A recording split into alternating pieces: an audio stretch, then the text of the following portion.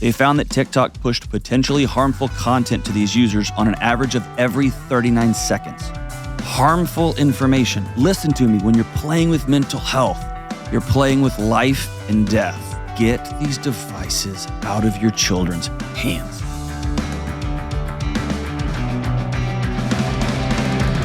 What up, what up, what up? This is John with the Dr. John Delony Show. So grateful that you are with us. Live. We're not really live, but it sounds cool to say that. Like live, but we're not. Man, I'm just coming off a week of being on the road and being out and seeing some of you good folks. South Carolina to Colorado to, where'd we go? Ardmore, Oklahoma, right outside Oklahoma City. It was close to the home of Toby Keith, the famous Toby Keith. Hey, listen, so my wife was obsessed with country music. She still is, big country music fan. I was not. Kelly, I'm talking to Kelly here. And I was a heavy metal kid and a punk rock kid. And so in college, I was dating this girl who's now my wife, and she loved country music. And I heard on the radio that there was going to be free tickets to a country music show. I waited in line for hours. I didn't know any of these people. They all were just their names. And I got Toby Keith 2 tickets. And I was like, hey, I got us tickets to a country music show. And she's like, really? And I told her who, and she's like, yeah, I'm not going to that. She's like, that's not for me. I know. That's brutal. Kind of broke my heart. Yeah, that's brutal. Even now, it's probably, 26 years later when I try to do something nice, and she's like, I'm not having it. I'm like, man, this feels a lot like Toby Keith. Turns out he's a great guy. I heard he's a great, wonderful guy. He used to be over there at Belmont where I was. He would do rehearsals and stuff, and he's just a lovely human being. Way to go. I used to work in the music industry. Yes. And I had a couple dealings with him, and he was fabulous. Heard he was just a wonderful guy. Yeah, he was great. Like he plays a character on stage, but he's just a great, wonderful guy. I know a number of people that have worked in his for his team, and they have. And trust me, if they have bad things to say, you know about it, and nothing. Always. What do good people things. say about working on this team? Let's just move on. Let's leave that for another show. Hey, this is the most important and incredible, and I'll even say extraordinary mental health and marriage and parenting podcast of all time ever. And so I'm so grateful that you've joined us. If you want to be on the show, give us a buzz, 1-844-693-3291. It's 1-844-693-3291. And please go to subscribe, hit the like button. If you're on Apple or Spotify, make sure you subscribe. Leave 5-star reviews. It just helps everything so much. So I'm so grateful for your support and care. Let's go out to Ben in Lexington, Kentucky in the KY. What's up, Ben? Not much, Dr. John. How you doing? And we're rocking and rolling, man. Y'all doing well? Awesome. Well, it's a little cold here, but other than that, that is true. It is cold. It is cold. So what's up, That's dude? right. How can I help, man? Me and my wife, we've been together for 13 years. Okay. Been married for almost a year, and she's always had this idea that I've been cheating on her, and it's getting to the point where I just can't handle it anymore because, I'm not cheating on her, and no matter what I tell her, it's always she's got an answer for it. So my question is, what can I possibly do to keep her from thinking I'm cheating on her? That's tough, man. It's like you're trying to love somebody and she keeps putting a wedge between you, right? Yeah. Or coming up with reasons why you can't get close. So you kind of have a unique relationship. Y'all were together 12 years and then you've been married for 1. What took so long? Almost 1 year. Financial situation. I wanted to make sure that I was in a real stable place before we got married, and her as well. Took a decade. Yeah. I know it's crazy, but hey, man, to each their own. But here you are, right? That's right. How long has she accused you of cheating on her? For the entirety of our relationship. Okay. It comes and goes. It's not an everyday thing, but whenever it is a thing, she just never lets it go. So what are the things she points out that would suggest you're cheating? She says I'm always on my phone. Okay. And are you? And no. Okay. I'm really not. I have no social media. And if I am on my phone, it's either taking phone calls or just looking at just like tractor equipment. It's just something, something, nothing. And I don't think she realizes a person who's on their phone all the time, because it's not me. Gotcha.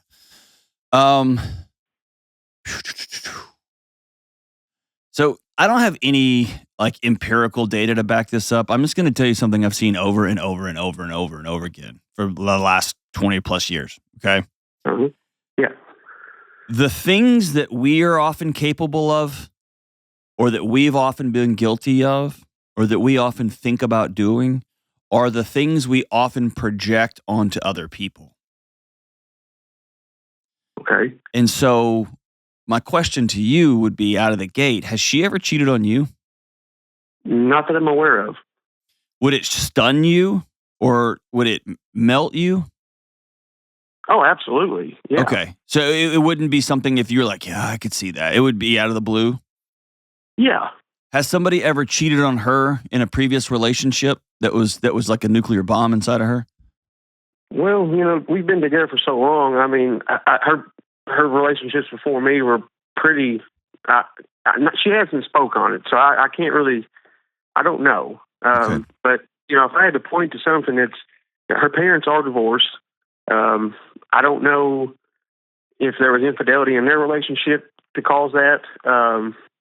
There's always conflicting stories between them. Sure. But that's not the only thing I could possibly think of. Well, and it may be that she picked up that relationships look like one person accusing the other person all of the time. Yeah. And that may have been what the norm that she grew up with. And in a weird way, in a way of trying to circumvent and prevent, or as Brene Brown says, dress rehearse tragedy. Like she spends a lot of time thinking about what happens. And then she has to ask you, and then it kind of bubbles up and she explodes on you. And you're like, what are you talking about? And then it kind of, it simmers a little bit and it starts building back up again and up again. You end up creating the very thing that your body's trying to protect you from. And that's how you get family dysfunction that happens year after year, generation after generation, is in a way of trying to prevent you from cheating and driving her crazy. What's going to happen is, are you leaving? Is somebody you're going to run into is going to be super chill. And they're going to laugh at your jokes a little bit. They're going to reach over and grab something from you and kind of brush your arm, and you're going to like it. And that's how these things, and slowly it's going to just slowly tilt the other way, right? Has that happened to you? I mean, there's been moments where just women have spoke to me, and how dare you, Ben? Just kidding. I'm totally I know kidding. it's crazy. I know. Trust me, I understand. All right, so let's do this. There is not a single thing you can do. If I was going to put some blame somewhere, I would start with you. And blame's kind of dramatic. I hate using that word, but you knew this going in, right? If you called and were like, dude, out of nowhere, she's just insane about me cheating, that would be one thing. You knew this. And so part of me says, I mean, you made the bed and you're just lying in it. And now you're upset that it's uncomfortable. So there is that. Right. Okay. And if you're going to have a conversation with her, a direct conversation, I would start there. I have to own my part in this. This has been going on for a long, long time. And maybe now that y'all are living together 24/7, 365, it's amplified or whatever. Let me ask you that question. Why now? Why are you just done now? Well, see, and I probably should have mentioned this before too. She is pregnant, and I don't know if it's her hormones getting all crazy or what have you, but she just recently, whenever I emailed you my question, she blew up on me just because I showed up at the house without my phone. I mean, I just completely forgot it at the farm. It was a total accident. And she just blew up. And I'm like, she wouldn't listen to anything I said. And it just really frustrated me. Yeah. And, because I wasn't feeling good that day, and she knew that, and I was just stopping by just to get some aspirin. And instead of, asking how I was and, are you okay, she just automatically said, I think you're cheating on me. Why don't you have your phone on you, and all this. So, it was just a bad situation. So what's your or what moment? I don't really know, John. Would you leave her and this new baby? No, absolutely not. Okay. No. So you're caught between a value. I'm not going anywhere. and I can't keep living like this. Right. And I think she knows that. Okay. So here's a couple of ways, a couple of things I would tell you.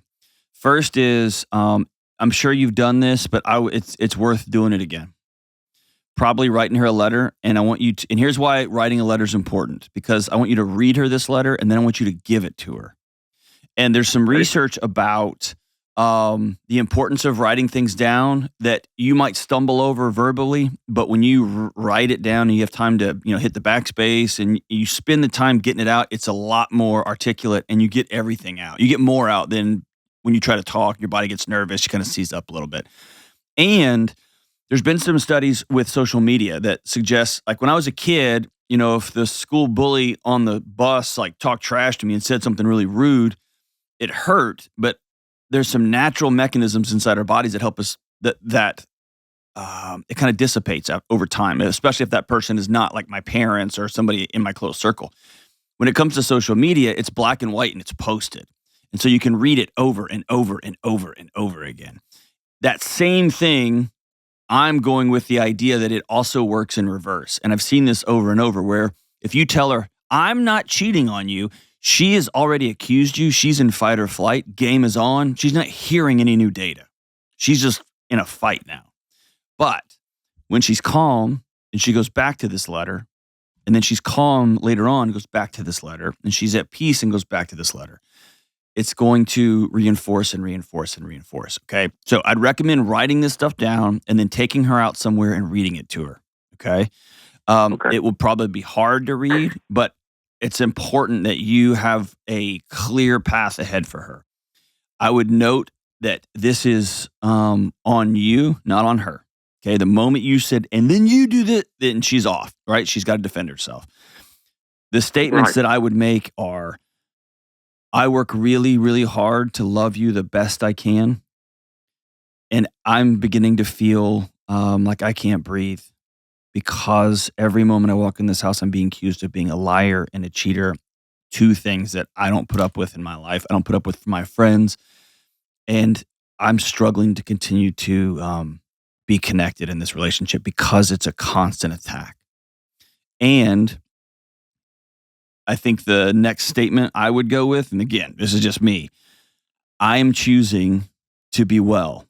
I want to be a good dad. I want to be a good husband, and I can't continue to do it in this context. So when you choose to accuse me of something that I have not done, will never do, I'm going to choose, you're choosing to send me away. And I'm going to choose to go for a walk, to take a little kid out, to head back to the farm.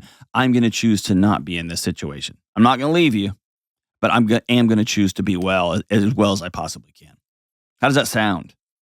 It sounds good, but I just know her, and I don't know. I just don't know if she'll. I feel like I've done all those things, just not in a letter form, and it's like it goes in one ear and out the other. Honestly, I don't know how she would handle that. I know, and I would tell you it's time to take a stand. Yeah, and I tried, and but here's the problem with taking a stand is you're not going to leave. You're not going anywhere. Yeah, but see, I guess that's the thing is she knows that I'm not going to leave, and it's almost like I have to leave and then just see how she changes. But or if she does, or if you leaving validates all of her fears that she's been coming. Have you talked to her about going to marriage counseling? No, I'll be honest, John, I don't know if I want to go to marriage counseling. Well, that's dumb. Why wouldn't you want to go? Well, I like to work things out myself, Okay, well, that's not. I know I'm calling you. It's not working. Yeah, it's 13 years. It's not working. I know. I like to fix my car by myself too, and that usually doesn't work. And I have to take it to someone. Yeah. Is that fair? Yeah, I mean, you're right. Here's the deal. I've said this before and get a little bit of smoke from it, and I don't care. I look at fidelity in a marriage relationship, in a romantic relationship, much bigger than somebody putting a body part inside of somebody else. So, I know it's easy to say, fidelity. I've never cheated on anybody. I never had sex with somebody else. I think fidelity and cheating and being whole in a marriage is way bigger than sex. I think that somebody who walks in and steals your dignity every day, calls you a liar to your face repeatedly over and over and over again. Someone who you've probably shown all of your phone and all of your text and all of your deleted stuff, and you've probably they've probably tracked you around with the little app and all that stuff. Oh yeah. So what you have to realize, you're not dealing with data here. You're not dealing with, there's not a thing you can do. There's not like a data point that she's going to go, oh, okay, phew. That's not going to happen. And I think there's a bigger issue here when it comes to cheating or when it comes to fidelity in a relationship. She is making choices to separate the two of you. Or she's making choices to not be in relationship with you. And she's choosing to do that, not by having sex with somebody else that you know of, but she's choosing to put wedges between the two of you so that you cannot get close. And then she's blaming you for that distance. See what I'm saying? Yeah, I get it. Yeah. This is a bigger deal than I think you are allowing yourself to believe it to be. Well, I know it's a big deal, but I don't know. I just wish it would stop. I think that, dude, you know, that's the greatest line of this show's history. I know it's a big deal. I just wish it would stop. That's exactly right. That's exactly right. 100%. You're a good man who works on a farm, and when a problem presents itself, you fix that problem. And you literally take baling wire and some hay, and you solve that problem, and maybe some duct tape. And you can't do that on this one because somebody on the other field just keeps throwing Molotov cocktails on your field and setting it on fire. And at some point, you can't just keep going out there and putting out the fire. You have to stop and say enough is enough is enough.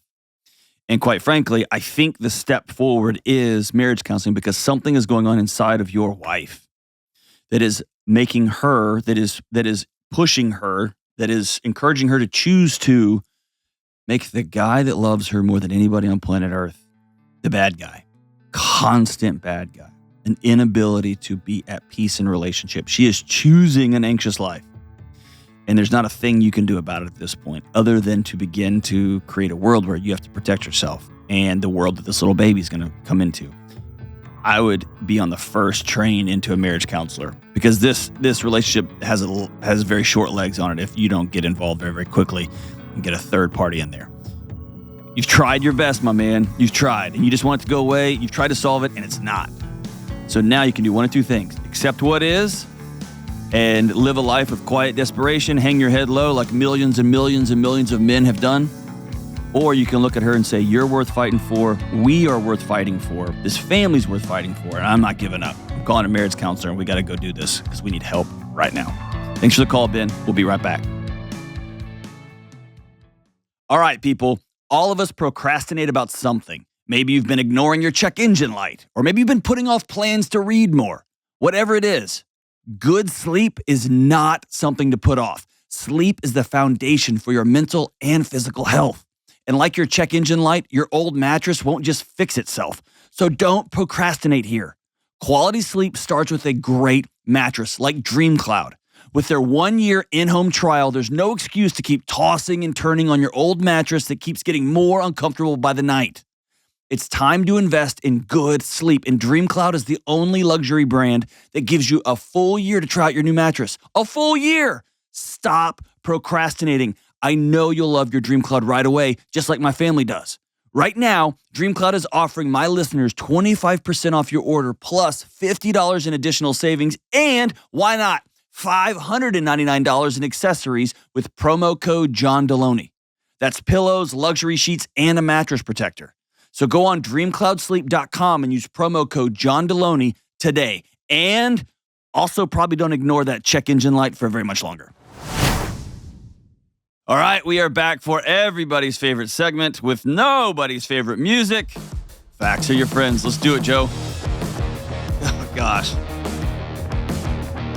Still no, Kelly. Like literally one job as a producer is to have not terrible music. Oh, trust me, there are so many other jobs. And I've told you before, we're going to. Just chill. All right. I don't do good at chilling. Oh, I'm fully aware of that. I don't either, so I get that. Not one of my spiritual gifts. And that's I think when a woman tells a man, hey, just chill, it's kind of like when a guy tells a girl, just calm down. Just calm down. Just calm down. And no one in the history of the world has ever calmed down by being told that. Not one time.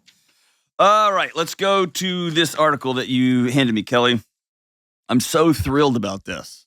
Actually, right when I saw the title, hemorrhoids, I got some Preparation H, which should sponsor this show because I give them so much free airtime. And here it is. It's out of CBS News, so we know it's factually correct.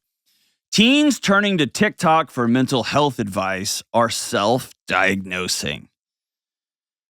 Oh, man. A third-year psychology student says this: if I'm trying to figure out how to do something, I feel like it's easier to go on TikTok. So I want everyone to catch how quickly the world has shifted. I went to college in the late 90s and into 2000s. I went to college and I paid a professor. I paid the university, who then paid the professor, for the knowledge that was in their head. Now, granted, I could have gone to the public library, like Good Will Hunting says. I could have done that, but there was information in my professors' heads that I did not have access to, and I was paying for that access. And in fact, there's some old colleges, I think Oxford, there's several colleges that you can't go into the building. You can't go into the psychology building unless you're a major. You couldn't go into the architecture building unless you were a major. They protected the information because that's what these students were paying for, and this was a special incubated world. And then the internet's hit. And then very quickly, it was about 2000, I don't know, several years ago, my wife backed up and knocked the side mirror off the car. And so, in an old Prius. And so I got on eBay and bought one, had it shipped to the house. My dad came. My dad's good at fixing stuff. And so we went out to fix it together. As we're walking outside in the dark, he says into his phone, repairing 2010 passenger side mirror Prius video. And I was like, oh gosh, my old man's losing it. And then YouTube pops up the video, the exact step-by-step thing. I was like, oh man, I don't really need what's in a mechanic's head anymore. I can get this. There may be some tools I don't have. There may be some time. I don't have the time to fix this thing, or there may be some expertise. I don't have a lift or whatever. But the days when I would go to a mechanic and say, I don't know what's wrong, I don't know how to fix this thing, that's over because I can get that information on YouTube now. And in just a few short years, it's gone from YouTube, which is millions and millions and millions and millions of people doing things and uploading their process. They just put up cameras and say, I'm going to give this information to the world for free. Some of it's trash and garbage. Much of it's great. A lot of it's just great stuff. I built a compost box over the weekend. I got the plans off YouTube. I just punched it in. I didn't have to pay for it. I mean, it's just a wild new world we're in, and I don't think we fully grasp it. And then you go one step further to TikTok, which takes an 8-minute video or a 25-minute video or maybe even a 3-minute video and turns it into a 30-second, 15-second clip. Now, here's where this is dicey. I put stuff on TikTok, so I'm a part of this system. Let me tell you why. For those of you who are not people of faith, there's an old story in the Old Testament by a guy named Jonah, right? And everybody knows Jonah, but he got eaten by a fish and yada, yada. That's not the important part of the story at all. The important part of the story is there was a group of people that the story goes God wanted to save. And he said, those are terrible people. I don't want anything to do with this system. I don't want to be a part of this thing. They're not worth saving. And he was told, that's exactly where I want you. And so that story has always resonated with me is when people are hurting, when people are struggling, when people I don't like, that's where I need to go. When there is a system that is just full of garbage, I need to head into that, not run away from it, not thumb my nose and be like, eh. So I have such disdain for 17-year-olds getting on social media platforms and in 30 seconds Googling what some diagnostic is and being reductive and saying, I feel this, and so I have this, and you have this too. Here's what you need to do. Have warm lemon water and some essential oils, and your depression will just go away. That is so dangerous. I've entered into that world to try to bring some sort of sanity to it. And I know people with wisdom and experience and the right credentials have done that. So I want to call that out. I've headed into TikTok. So it's weird for me to be talking about how dangerous I think all this stuff is and what nonsense this is. But the idea, as the article says, social media therapy. This woman was diagnosed with anxiety and depression. By the time she was in 5th grade, she had begun having suicidal thoughts. Even with therapy, her struggles with anxiety and thoughts about self-harm made her feel alone. There was no one I thought could help me. And I started looking for other people through social media. Then I looked through Instagram, any social media I could, then TikTok. On TikTok, the hashtag mental health has been searched more than 67 billion times. 67 billion times. Now gaining traction is referred to as social media therapy. They're going into these spaces to soothe themselves, to make themselves feel better, to make themselves the master of that environment when they don't feel that they've mastered the environment of the outside world. Let me repeat that in English. When you go scroll and you feel like you feel a little bit better, or you get some super quote or some yeah, and you don't take that quote to the real world, you just sit there and baste in it, you'll feel better, but you're feeling better in a fake fantasy world. It's not real. Because as soon as you move into the real world and your parents' relationship or your mom being upset with you or your in-laws deciding what you do Christmas or your spouse is looking at pornography instead of talking to you, like those things are real. And what happens is we go to these devices to get these little quips and get these little clips to make ourselves feel better. Oh, I've got this diagnosis. I've got this issue. This 22-year-old influencer told me I have a thing and it's a this.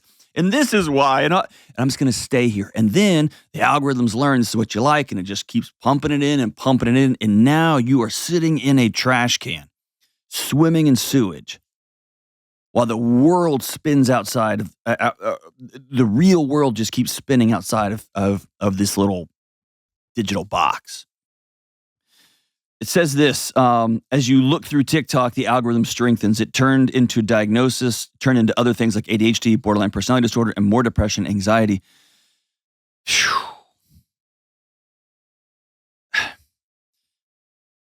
Well, I'll read this last one. In one recent study by the Center for Countering Digital Hate, researchers posed as 13-year-olds and searched and liked mental health videos. They found that TikTok pushed potentially harmful content to these users on an average of every 39 seconds. Harmful information, wrong crap. And listen to me, when you're playing with mental health, you're playing with life and death. You're playing with long-term damage to people. Some users received recommendations for content about suicide within 2.6 minutes of joining the app. What's online is a free-for-all, and there's really no accountability for this, and there's no responsibility taken. Here's the last one. Canadian Journal of Psychiatry of popular TikTok videos about ADHD, 52% were deemed misleading, 1 out of 2. So what do we do with all of this? I want to circle back to you, moms and dads. Get these devices out of your children's hands. Stop. I cannot get mad at a 13-year-old or a 15-year-old or a 12-year-old or a 9-year-old for not wanting to talk to their parents about something. Fine. They're kids. I'll give them that. But I put the blame squarely on mom and dad for handing them these devices and saying, here, run free. And if you have any crazy conversation, like, oh, what's oral sex? You know, instead of asking somebody who might know, I'm just going to Google it. I'll just look on TikTok. Hey, what's depression? I feel bad. Mom was mean to me today because I got a D in class because I didn't study. I'm going to get on TikTok. Oh, I've got depression. I've got major depressive disorder. And my mom's got narcissistic personality disorder. This is what... And now we're off to the races. And then you tell a friend at school, and that friend says, hey, I've got something for you. And they hand you Xanax, or they hand you Adderall, or they hand you something else. And the percentage of that crap that has fentanyl in it it's just a whole domino. Take the phones back. Take your kids' lives back. Stop sending them to TikTok. Stop allowing them. And if all the propaganda bullcrap is true about other countries running TikTok and trying to... Dude, what are we doing? This whole thing, there are people out there trying to debunk misinformation, and good for them. I'm trying.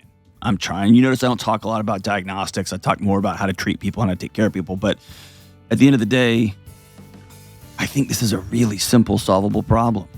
And that means our kids are going to be mad at us for a season. They're not going to like us. That's fine. That's our job as parents, is not to be liked all the time. Our job is to protect our kids. And we have to take this crap out of our kids' hearts and minds. And we have to be adults that are likable, that give them an opportunity to come back and talk to us. They are desperate for adults to say, hey, I love you. I like you. I'm likable. What's going on in your world? They're desperate for it.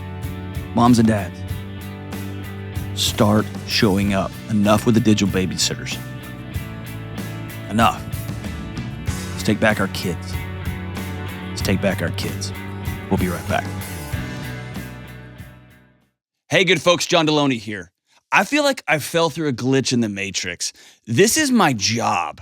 I get to have this show, do this show, walk alongside each one of you as a career. This is what I do, and I have a blast doing it. And me and the team, we're so thankful for all of you for being a part of our show. Whether you're one of the original 17 or you're one of the millions that's come since then, we are so grateful for you, and we want to put together the best possible show that we can. So if you're one of the originals or if you're brand new, we want your feedback. Tell us what you love about the show, what you hate about the show, what you'd like to see more of, what you'd like to hear more of, and what you want us to never do again. You can email us at askjohn@ramseysolutions.com. That's askjohn@ramseysolutions.com with your feedback. Thank you for being such an important part of this show. Rock on. All right, we're back. Let's go to Will in Athens, not Greece, Georgia. What's up, Will? What's going on? You never heard that joke before, have you? I'm incredible. Definitely have never heard that one before. My friends call me Chappelle Jr. Nobody calls me that, actually. What's up, dude? Hey, so I've got a question, and I'm just going to straight shoot it. So how do I turn off anxiety alarms after a season of trauma? And then kind of the second part to that is, how do I better manage trauma next time around? If it's cool, I'd like to give you some context to that and just not have a question. Yeah, for sure. So my wife, I'm 25, and my wife's 26. We were married in June of 2021. And so we got married, and it was awesome. And then we went on our honeymoon, had a great time. We came back to kind of start our life. And then 2 months after we got back, I got a call from my wife, and she was in tears, and she had to leave work because she was having some incredible back pain. And so after some doctor's visits, we found out that she had actually hurt her spine when she was younger, but it wasn't that bad. But she works at a vet's office, and so she was lifting some animals. And when she did that, it ended up fracturing her spine. And so for that entire fall, we were doing doctor's visits and trying to get with her insurance to try to solve the problem. But slowly her spine was slipping more and more, and so it was causing her more and more pain. And so by the time we got to January, she was starting to lose feeling in her legs. She couldn't walk anymore, and it got progressively worse. Luckily, we got surgery in that February of last year, and after the surgery, they were able to secure her spine. She had a great prognosis, but the doctors were saying that it was going to be about 8 months for her to recover back to normal. And so during those 8 months, I had to kind of help her do things like going to the bathroom and taking a shower and cooking her food and just kind of being a caretaker and taking care of her while she couldn't work. So we didn't have her income anymore. I'm a full-time student and I work full-time. So I had both of those going on. And just I just took care of her and just tried to meet her needs during that time. And then, we actually, so now she's recovered a lot and she's able to get back to kind of a normal life. She's been able to go back to work. And we're kind of coming out of this season of trauma. But I was sitting in class in January and I just had this feeling of oh my God, I'm going to die. I'm freaking out and my heart started racing. And it was just full on panic attack. And so I was in this lecture hall and I just kind of ran out of the lecture hall, kind of like a crazy person. And I was just kind of in the hallway trying to breathe. Hey, right when you were saying that, I was thinking, welcome to the club, man. Welcome to the gang. You're not crazy at all, man. Not crazy at all. Yeah. And so, after that, I just had insane just health anxiety, just constantly in my head of I have this cancer and this cancer. And just kind of like what you were talking about in the last segment, I was just like spun out on looking up diagnoses. And my wife was like, you got to stop that. Like, it's driving you crazy. Oh, I love it. And I was like, you're totally right.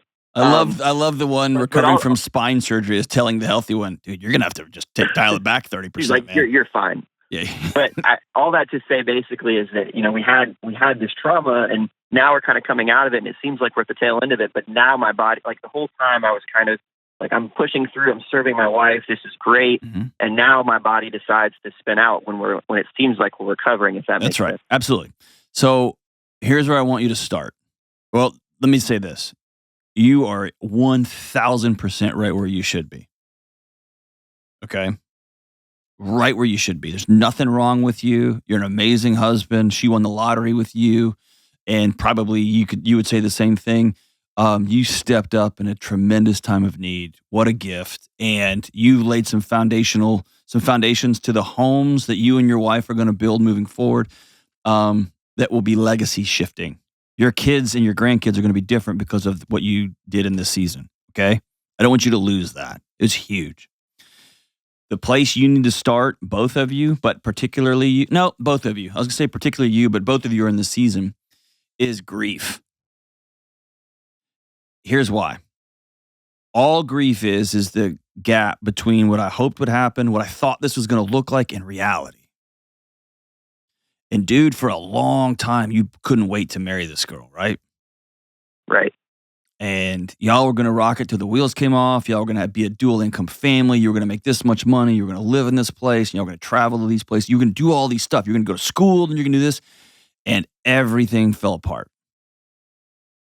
And so there's a part of your body that is continuing that narrative and trying to catch up to that narrative, trying to make that narrative happen. And there's the other part of you that is dealing with the day-to-day reality. I have to help my wife go to the bathroom because she can't move. And what a panic attack is, an anxiety attack, there are some physiological differences for this conversation that's not really worth digging into, but it's your body saying, hey, dude, I'm out. If you're not going to stop, I'm stopping us. And there just came a point when school, and as you were talking, here's what I wrote down. Middle of a pandemic, you got married. That sounds cool. That means you dated through a pandemic, planned a wedding through a pandemic. Awesome. A complete and total lack of control and autonomy. You watch somebody you love be in so much pain they couldn't move, right? Right. That's disorienting. That's scary. And for a lot of us, we've never had that kind of scary before until we see it for the first time when we're older, and it's disorienting. Tell me if this is true. After a year of intense caretaking, trying to be a good new husband, also going to school, when's the last time you started just hung out regularly with a group of guys? It happens. It's just not as regularly as it used to be. That's right. It's really easy to look up and suddenly it's 6 months, it's 8 months, and you're really lonely. Or you just get together and you all hang out and you're not, dude, I'm not going to get into all of what's been going on. And they're like, man, sorry. And you're like, it's cool, bro. And then you're off to watching the game or eating chips and whatever. And you're down that road. Like you're past the, hey, I'm not okay, guys. And so you find yourself lonely, financial insecurity, you all had some plans, right? And all of a sudden, this many doctor bills is a lot, right? Right. It's just piling up. Here's what I think would be really helpful for y'all. And here's all we want you to do. We want you to do a couple of things to show your brain that you're not running on fight or flight anymore, that you are in the driver's seat, that I'm in control now. I'm back. I'm here. And you can be in the driver's seat in the crappiest situations and not be anxious. That's the whole idea behind a non-anxious life. But I want you to spend some time, and it'd probably be good for her to do it too, to just write down, we thought the first year and a half of our marriage was going to look like this, and here's what it's looked like. And be real specific and real graphic. I never thought that I would have to wipe my wife. I did. I did. A lot.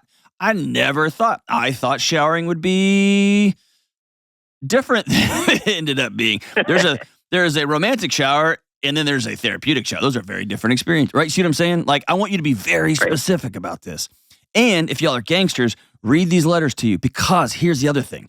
She's got a whole bunch of guilt and a whole bunch of shame that she should not be carrying either, right? Sure. Has she told you she thought she ruined the first year, or she can't believe you have to do all this stuff? Right. Yep. Is that true too? Yep. Yeah, dude. You see, like, and so listen, your body's just trying to get your attention that things aren't okay. This is less about responding to crises and more about, hey, we're not safe financially. We're not safe relationally. You're lonely. You have no control over what happens tomorrow. Sounding every alarm I got. And then you are such a hard driver. You're like, well, I'm going to grad school, so I got to go to class after my full-time job, after bathing my wife. And then your body's like, dude, we're out. It may be a season to take a semester off, to go in there and ask for incompletes and finish up next semester. It may just be time to give your, I did that multiple times through all three of my graduate degrees. Just took a semester off. It's too much going on here at home. Or it may be a time where you say, I got to hire some help, and you get some help. Or it may be, you see what I'm saying? But it's settling into, okay, here's what we wanted this to be, and here's our reality. That is not going to happen. The thing that we wanted, we got to grieve it, we got to let it go. And now we get to build what comes next. And it may be that, man, I had hoped to have a graduate degree, but how old are you? 25, 26? 25. Okay, what are you going to grad school for? Computer software engineering. Computer software. Wow. Dude, you're really smart, huh? I'm the logical. She is like the fun, creative, like, let's do everything and just be weird and crazy. And I'm the, let's stay in a line and do things by the book and build blocks. Awesome. So that will kill you in this season. Acknowledging grief for you is loosening your grip on the wheel. Because you've clamped down on that sucker, haven't you? Absolutely. Yeah. And dude, you're too good of a guy. The world needs you for you to die of a stroke or a heart attack at 35 years old. Right. And a lot of that comes from sitting in grief. I thought I could control everything, and come to find out I can't, and that sucks. And then looking over and saying, but I do love you, and I do love what we're building together, and we're going to build something completely new. I want you to write a letter. I want her to write a letter, and I want you all to read them to each other. And then here's the second part of the exercise. I want you to write, okay, here's what happens next in the next 6 months. That's it. The next 6 months. Here's what happens next. And hold it very, very loosely and check in once a week, check in once a month for a little bit deeper dive. How's the 6 months? We had a plan. How's it going? How's it working? And she might tell you, how about we take the plan and wad it up and use it as 2-ply? And you can be like, that sounds great. But we're going to just say, okay, here's our new reality. And then in 6 months, we're going to plan a new one. Then we're going to plan a new one. And then we're going to plan a new. It's going to be an ongoing planning season. The idea that you're going to put us all on a spreadsheet at 25 and it's going to roll out when you're 75, that time is over. It's not going to work. And I'm glad you got to learn it now. Most of us learned that in our 30s and 40s. And then we think like we shouldn't be married. It gets caustic. You learned it young. Good for you, man. But I want to give your wife an opportunity to speak her guilt and shame that's unwarranted. And you look her in the eye and say, no. It's been my life's greatest gift to be able to walk alongside you. And I want her to be able to look at you and say, I know you had a bunch of plans and they're sideways. Let's make new ones. And let's do that together. Will, hang on the line. I'm going to send you both the first and the second edition of the Couples Questions for Humans. Y'all can sit around and chit-chat with each other and maybe get weird. And dude, again, thank you so much for being a husband who steps up, for a husband who loves his wife, and for being brave enough to tell your story. A lot of us need to hear that. Gentlemen, let's step up. We'll be right back. Hey, Delony here. One of the things I love about my job is answering the tough questions people have when they call into the show. Your stories are incredible, and each person's situation is unique. And for years, people from all over the world have been asking if I do private counseling or private coaching sessions for them or for their spouse. And as much as I'd love to, I can't realistically do one-on-one coaching sessions with every single person. It's just not possible. But that's exactly why I wrote my new book, Own Your Past, Change Your Future. Within the pages of this book is exactly what I would say if you and I were sitting down together at a table looking for the next right move for you to make in your relationships or to help you live a more whole and peaceful life. As you read through each section of this book, I will show you how to look and own the roads from your past and head to the new roads of a well life moving forward. Go to johndelony.com to get your copy today. That's Own Your Past, Change Your Future at johndelony.com. All right, as we wrap up today's show, please don't forget to hit the subscribe button, to send this episode to somebody who you think it would mean something important to, and to leave 5-star reviews and tell us that we're wonderful. Helps get the message out, and I'm really, really grateful. Send this to everybody you know. And as we wrap up today, hey, this is super big news. Kelly took Jenna out for tattoos this weekend, and she got, Jenna got in Old English across her back, the Kesha with the $sign, and underneath it, TikTok. So congratulations, Jenna. You're going down the rabbit hole here. You're going to have to spend a lot of money on makeup to cover up your tattoos. I am the biggest Kadalor Ha fan on the planet. What is it, Kadalor Ha? Kadalor Ha. That's what my brother used to call her because the S is a $sign. Kadalor Ha. Kesha. Look at that. Look at that ironic Gen X humor. Gen Y. She is so not Gen X. What's the generation? She's Gen a X millennial. is like my parents. Yeah, I'm a Gen X. She's a millennial. I'm between Gen Z and millennial. Well, that I'm the ironic in-between. millennial humor. There I go. Man, Delony. You sound like such a Gen Xer. Her favorite song, it's called TikTok. This ought to be good. Wake up in the morning feeling like P. Diddy. Hey, what's up, girl? Grab my glasses. I'm out the door. I'm going to hit the city. Let's go. Before I leave, brush my teeth with a bottle of Jack. Because when I leave for the night, I ain't coming back. That makes sense. I don't have horrific breath. I'm talking pedicure on our toes, trying on all our clothes, boys blowing up our phones. Drop top and playing our favorite CDs, pulling up to the parties, trying to get a little bit tipsy. Dude, you already brushed your teeth in Jack Daniels. You're tipsy enough. Good grief. Whatever. TikTok on. This is the problem, America. This is the problem. We gotta solve this. We need to call Vanilla Ice. You said there was a problem, you'd solve it, and we checked out the hook while the DJ revolved it. Where are you, Ice? We need your help. We'll see you soon.